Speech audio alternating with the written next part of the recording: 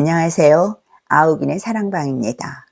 오늘은 삼국사기 깨기 2편으로 박혁거세에 이어 신라를 통치한 2대 남해 차차운과 3대 유리 이사금 시대 이야기를 전해드리겠습니다.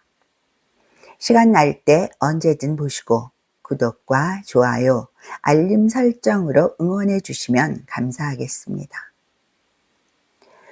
삼국사기 1권 신라본기 1 남해 차차웅 공공년. 남해 차차웅이 왕위에 오르니 그는 혁거세의 적자다. 체격이 장대하고 성품이 깊고 두터웠으며 지략이 많았다. 어머니는 아령 부인이요 왕비는 운제였다. 아버지의 뒤를 이어 왕위에 올랐다.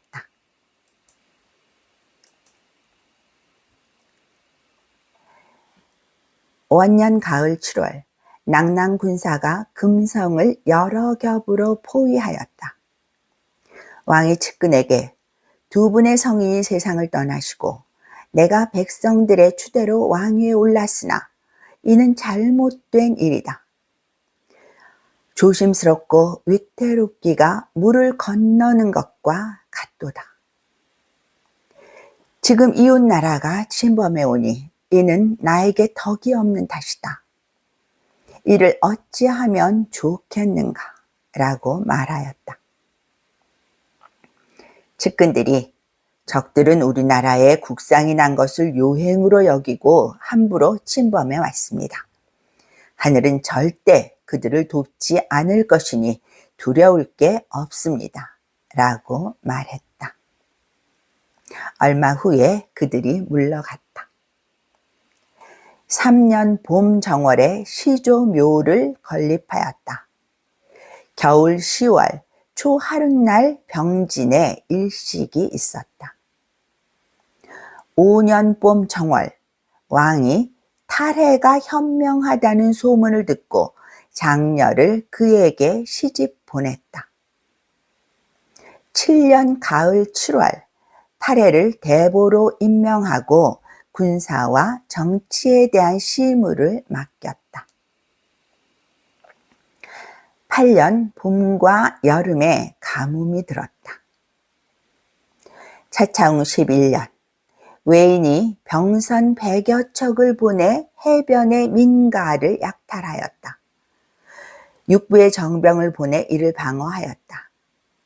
낙랑이 우리나라 내부에 빈틈이 있다고 보고 금성을 공격하여 오니 상황이 위급하였다.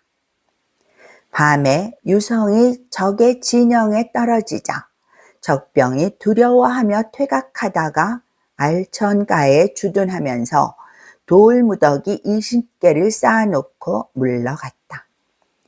육부 군사 1,000명이 이를 추격했는데 토암산 동쪽으로부터 알천에 이르러 이 돌무더기를 보고는 적병이 많은 것으로 알고 추격을 멈추었다.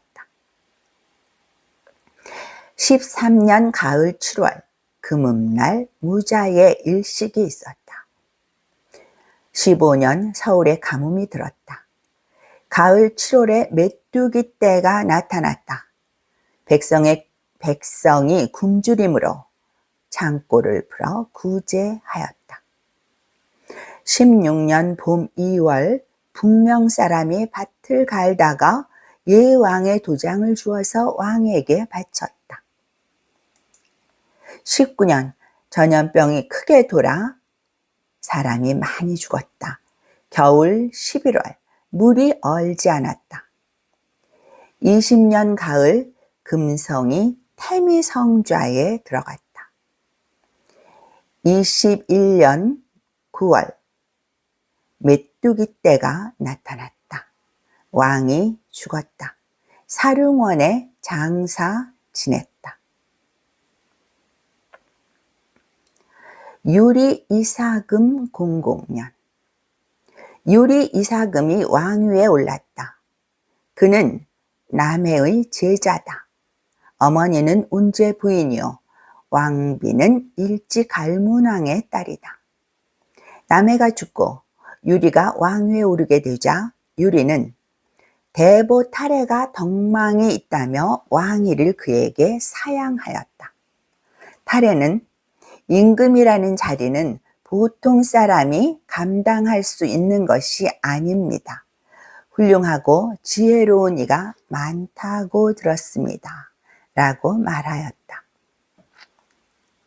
그들이 시험 삼아 떡을 깨물어 보니 유리의 이빨 자국이 많으므로 즉시 측근들과 함께 그를 받들어 왕위에 오르게 하고 왕호를 이사금이라 말했으니 이는 곧 이의 자국이라는 말이다. 예전에 남해가 죽음을 앞두고 아들 유리와 사위 타레에게 내가 죽은 뒤에는 너희들 박과 석 두 성을 가진 사람 중에 나이 많은 자가 왕위를 이으라고 말하였다.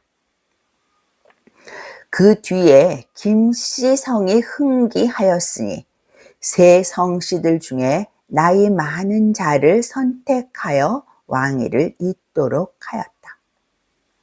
이러한 이유로 이사금이라고 불렀다.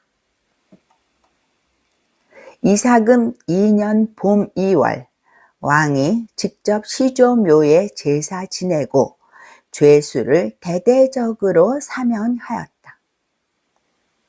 5년 겨울 11월 왕이 국내를 순행하다가 어떤 노파가 굶주림과 추위로 죽어가는 것을 보고 내가 세상을 똑바로 보지 못하는 몸으로 왕위에 앉아 백성을 먹일 수 없고 노인과 어린이가 이토록 극한 상황에 이르게 하였으니 이는 나의 죄다 말하고 옷을 벗어 덮어주고 밥을 주어 먹게 하였다. 그리고 관리에게 명하여 현지에서 호라비, 과부, 고아, 자식 없는 노인을 위문하게 하고 늙고 병들어 혼자 힘으로 살아갈 수 없는 자들에게 식량을 공급하게 하였다. 이웃나라에서 이 소식을 듣고 오는 자들이 많았다. 이 해에 백성들의 생활이 즐겁고 편안하여 처음으로 도솔가를 지었으니 이것이 노래의 시작이었다. 9년 봄 육부의 이름을 고치고 성씨를 하사하였다. 양산부는 양부로 고치고 성은 이씨로 정했다. 고호부는 사량부로 고치고 성은 최씨, 대수부는 정량부로 고치고 성은 손씨, 간진부는 본피부로 고치고 성은 정씨, 가리부는 한기부로 고치고 성은 배씨, 명활부는 습비부로 고치고 성은 설씨로 정했다. 또한 관직에 17등급을 설정하였다. 이벌찬, 이척찬, 잡찬, 파진찬, 대아찬, 아찬, 일길찬, 사찬, 급벌찬, 대나마, 나마, 대사, 소사, 길사, 대오, 소오, 조위. 왕은 육부를 정한 다음 이를 두 편으로 나누고 두 왕녀로 하여금 각각 부내의 여자들을 거느리게 하였다. 이들 두 편은 가을 7월 16일부터 매일 새벽에 큰 부의 뜰에 모여 길쌈을 하되 밤 10시께 끝냈다. 그들은 8월 15일이 되면 길쌈을 얼마나 했는지를 심사해 길쌈을 적게 한 쪽에서 술과 음식을 차려 길쌈을 많이 한 쪽에 살해하였다.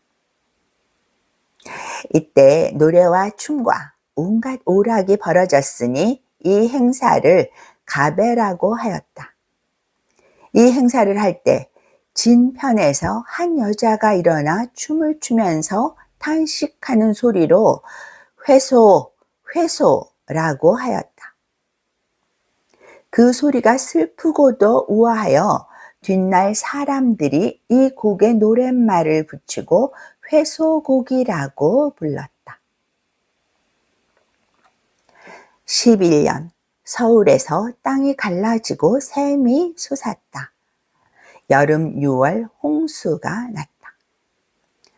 13년 가을 8월 낭낭이 북쪽 변경을 침범하여 타산성을 점령하였다.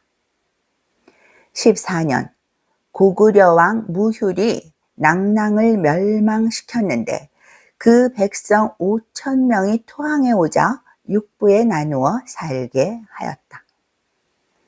17년 가을 9월 화려와 불레 두 현 사람들이 공모하여 기병을 거느리고 북쪽 국경을 침범하였다. 맥국의 우두머리가 고카의 서쪽에서 요격하여 이들을 물리쳤다. 왕이 기뻐하여 맥국과 친교를 맺었다. 19년 가을 8월 맥국의 우두머리가 사냥으로 새와 짐승을 잡아 바쳤다. 31년 봄 2월 가미성좌에 혜성이 나타났다. 33년 여름 4월 금성 우물에서 용이 나타났는데 얼마 후에 소나기가 서북에서 몰려왔다. 5월에 큰 바람이 불어 나무가 뽑혔다. 34년 가을 9월 왕이 병들자 신하들에게 말했다. 달에는 신분이 국척이요 지우가 재상에 이르렀고 여러 번 공을 세웠다. 나의 두 아들은 재능이 그를 따르지 못하니 내가 죽은 뒤에는 달해를 왕위에 오르게 하라. 나의 유언을 잊지 말라. 겨울 10월에 왕이 죽었다. 사룡원 안에 장사 지냈다. 지금까지 삼국사기 깨기 2편으로 신라의 2대왕 남해 차차운과 3대왕 유리 이사금 시대를 전해드렸습니다. 여기서 보면 신라의 3대 왕까지는 박씨였다는 사실과 3대 유리왕에 이르러 국가로서의 체제가 정비됐다는 것을 알 수 있습니다. 찬찬히 보시고 구독과 좋아요, 알림 설정으로 응원해 주시면 큰 힘을 얻겠습니다. 감사합니다.